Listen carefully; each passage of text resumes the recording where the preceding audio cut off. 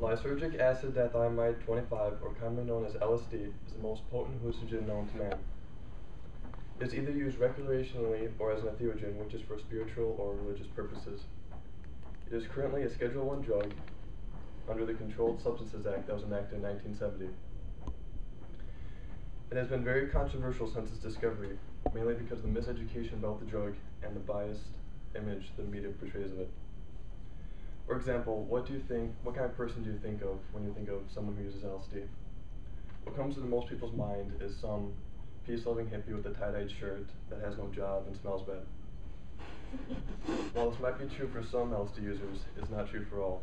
For example, Steve Jobs, the founder of Apple and the co-inventor of many of our beloved electronics, said that LSD is one of the most important things he's ever done in his life. And the year after he did LSD, he founded Apple and now is one of the most wealthiest men in America. I'll tell you about the history, the use and effects, and the myths about LSD. LSD was discovered in 1938 by Albert Hofmann while he was working on chemical derivatives of the ergot fungus. Initially when he discovered it, he did not know its uses, but 5 years later, he just thought that he missed something, so he decided to try it. After he tried it and learned of its effects, he told many colleges and universities and began research on it. It was used by psychology departments to simulate psychosis to better study the mind, with some professors saying that they learned more about the human mind by taking LSD than studying it for 15 years. Also, it was used for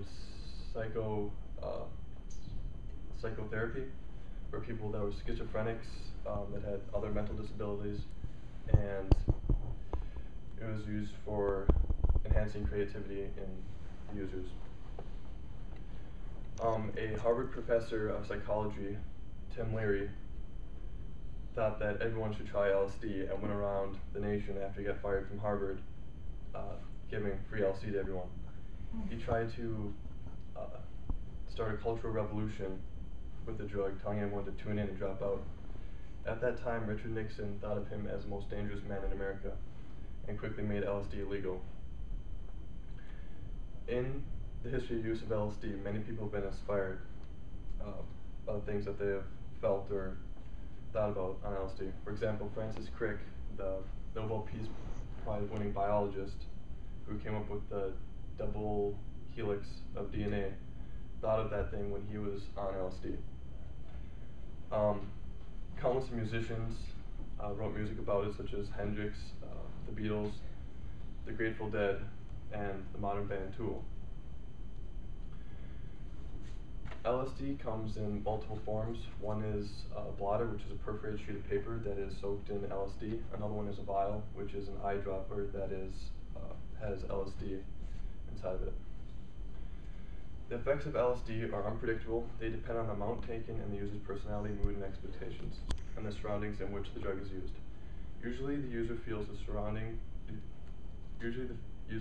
first effects of the drug 30 to 90 minutes after taking it. These effects include dilated pupils, higher body temperature, and increased heart rate and blood pressure, sweating, loss of appetite, sleeplessness, dry mouth, and tremors. Sensations and feelings change much more dramatically than the physical signs. LSD's psychological effects vary greatly from person to person depending on factors such as previous experiences, state of mind, and environment, as well as dose strength. They also vary from one trip to another, and even as time passes during a single trip. An LSD trip can have long-term psycho-emotional effects. Some users cite LSD experiences as causing significant changes in their personality and life perspective. Widely different effects emerge based on what Timothy Leary called the set and setting, the set being the general mindset of the user, and the setting being the physical and social environment in which the drug's effects are experienced.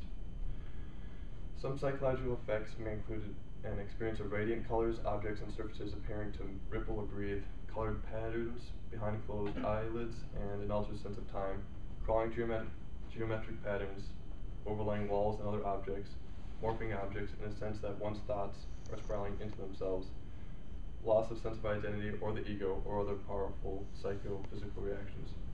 Many users experience a disillusion between themselves and the outside world. This unitive quality may play a role in the spiritual and religious aspect of LSD. The drug sometimes leads to disintegration or restructuring of the user's historical personality and creates a mental state that some users report allows them to have more choice regarding the nature of their own personality. If the user is in a hostile or otherwise unsettling environment or is not mentally prepared for the powerful distortions in perceptions and thought that the drug causes, the effects are more likely to be unpleasant than if he or she was in a comfortable environment and has relaxed, balanced, and open mindset, and also can cause permanent psycho-emotional effects. There are many myths surrounding LSD. The most common one is overdose. It is extremely difficult to overdose on LSD because the overdose is over 1,000 times what you would normally take for LSD.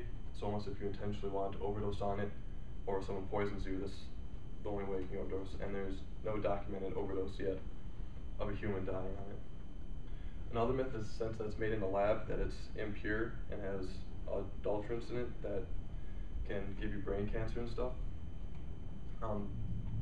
This is most likely not true due to the fact that it requires an experienced chemist and a well-equipped lab in order to create it. Even though it's not, doesn't have any adulterants in it, you could still get something that's not acid, such as research chemicals that emulate the effects of acid, but their effects, long-term effects, are unknown and can cause very bad long-term effects.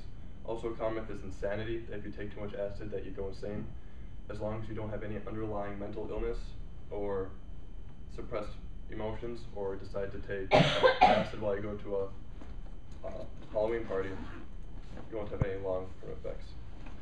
I told you about the basic history, use, and this what LSD. Hopefully I perked your interest enough for you to do further research on your own.